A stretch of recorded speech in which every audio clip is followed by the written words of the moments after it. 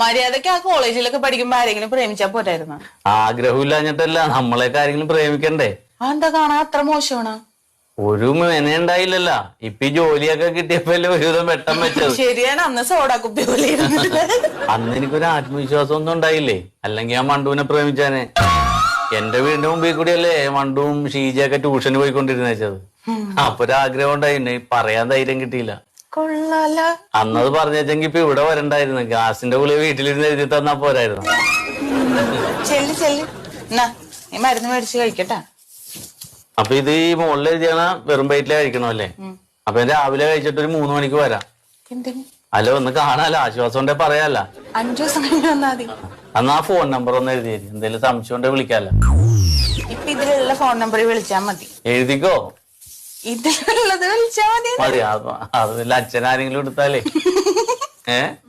ചെല്ലി.